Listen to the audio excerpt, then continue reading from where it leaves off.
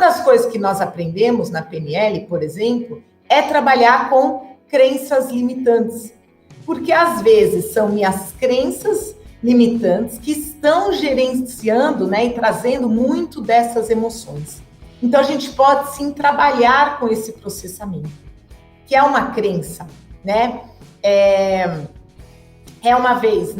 Uma vez que eu tenho ali algo que eu acredito sobre um determinado assunto, um determinado tema, às vezes sobre uma determinada pessoa, vai fazer com que determinadas emoções gerem e um determinado comportamento aconteça.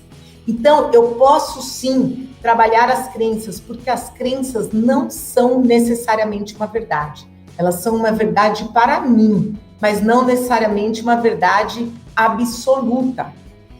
Muitas dessas crenças surgem, né, de histórias que nós aprendemos, vivenciamos, né? Às vezes aconteceu com a gente, às vezes alguém nos contou sobre uma determinada história, o evento que aconteceu com ela, e a gente adota aquilo como uma verdade. E isso vai impactar diretamente o que vai acontecer ali, o desenrolar, né, no nosso dia a dia.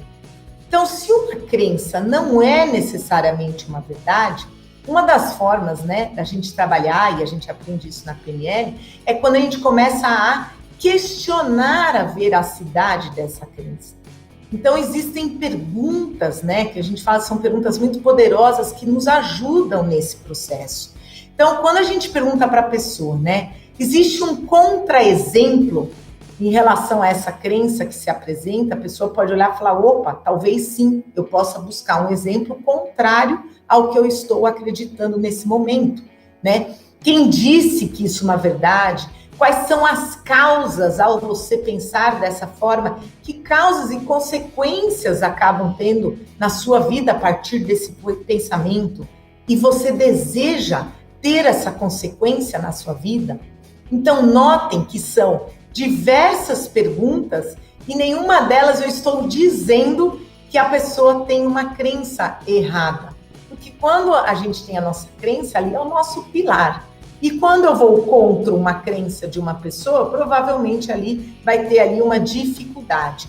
Mas quando a gente traz através de perguntas, então a gente usa da linguagem para desafiar essas crenças, isso pode sim facilitar, alterar a nossa forma de pensar e automaticamente a partir disso, isso começa a mexer nas nossas emoções de outra forma e nos leva a um determinado comportamento que pode ser diferente.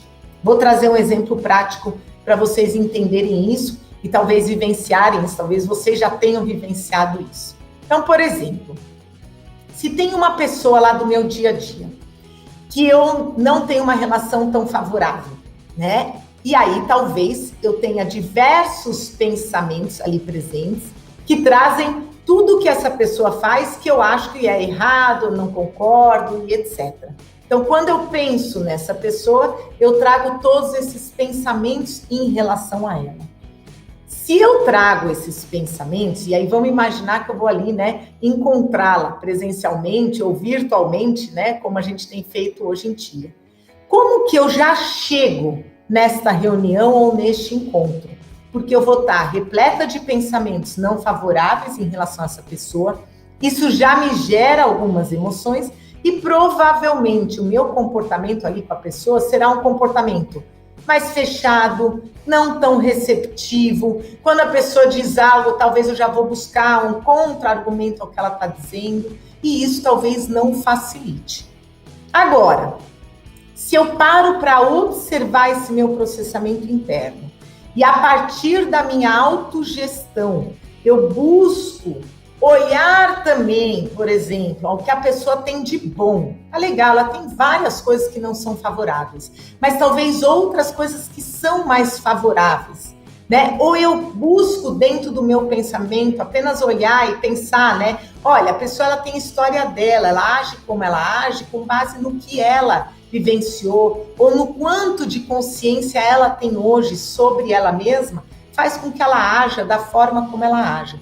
Então, quando eu mudo esse meu próprio processamento interno, o quanto isso já muda as minhas emoções e automaticamente começa a fazer com que talvez eu tenha um comportamento diferente perante esta pessoa. Às vezes com um pouco mais de aceitação, um pouco mais de abertura, um pouco mais de curiosidade sobre essa pessoa. Então eu estou trazendo um exemplo concreto, porque muitos de nós, né, talvez a gente vivencie isso. Notem, né, que a gente não vai mudar o outro, né, dificilmente a gente pode ter esse impacto no outro, mas sim a gente pode mudar questões em nós que vão facilitar essa relação com o outro. Mas começa com eu percebendo como eu penso diante dessa pessoa, o que eu sinto quando eu estou na presença dessa pessoa e como eu me comporto. E a partir disso, como que eu posso fazer ajuste nesse processamento para que a minha emoção seja mais favorável e o meu comportamento também. Então, esse é eu trabalhar isso comigo.